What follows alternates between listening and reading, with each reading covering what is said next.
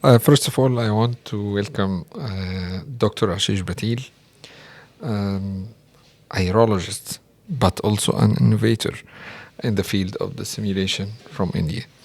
So let me start, Dr. Ashish, by asking about the simulation training in the urology. What can you say about it?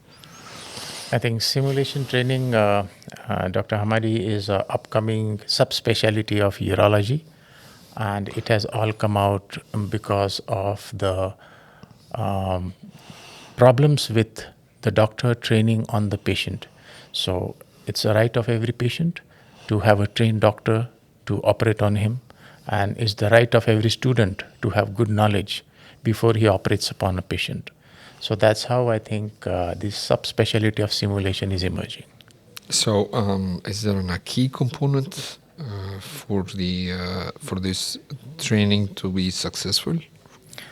I think the simulation training basically composes of small tasks which the doctor needs to learn, which involves manual dexterity, mental ability, and cognitive skills. In order to be able to treat a patient successfully and give him a desirable endpoint. So, this simulation technology, is it evolving, or it's like a stationary technique? So, like all the fields of urology, simulation also is a technology that is continuously evolving, and every simulator that comes out is an improvised version of the previous one. So, as the other technology fields, this too is an evolving field, and especially more so because it's a new field. So we can say that it is definitely has advantages over the traditional training. Yes, if you see over the past 10 years, simulation has grown exponentially, and that is because it has shown definite advantages in urology training, and that is what the students are wanting now. Yes. So, are there specific procedures or techniques in endourology where simulation technique and the training has shown particularly promising results? I think the endourology subspecialty has shown very promising results, wherein the students can now first train on doing surgeries like PCNL, RIRS, and TURP, along with cystoscopies, bladder stone surgeries. And that has definitely, those simulators have evolved much more. The simulation in the field of andrology is yet evolving, and I think in general we are having good simulators now on which the students can efficiently be trained. So there is challenges. Anything or any new technique or any new technology has the challenges and the limits. So what's the challenges and the limit of simulation? So simulation at the moment does have some drawbacks in the sense 3D simulation is still evolving.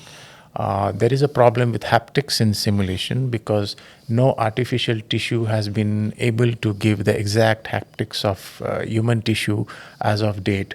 But I think over the next 10 years, we will be seeing a lot of evolution and research in this field.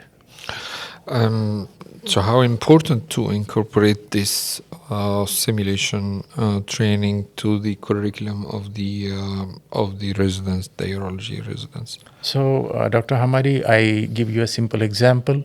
In order to gain knowledge, any student has to read books.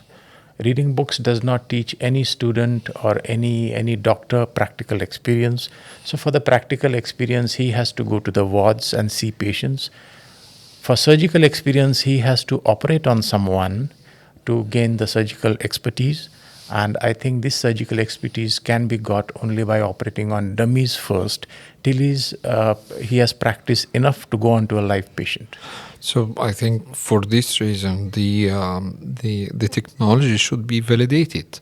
So is there any kind of validation or accreditation of a specific simulators for each endoscopic procedure? So the validation in simulation is a big problem. The face validity, for example, content validity can be done. But how does a student perform after doing a simulation training and then going on to a patient? Or does he perform in a different way if he goes directly on the patient is something very, very difficult to study. And none of the simulators till date have been exactly been evaluated in that way. But the face content construction validity definitely have been done for all the simulators. So I think we will wait for the future to come up with certain number or say certain hours of training on simulators, and then the resident would be validated to perform on patients. Yeah, so there are quite a few medical schools and medical universities who have already prescribed certain hours of simulation training. It's a sort of blanket kind of prescription for the student that he has to train for that many hours on the simulator before going into the OR with assisted learning of surgeries. Thank you, Dr. Ashish. It was a very informative interview, and I wish to see you again. Thank you, Dr. Hamadi. Thank It you was very indeed a much. pleasure to be on this side of the microphone. Thank you very much. Thank you.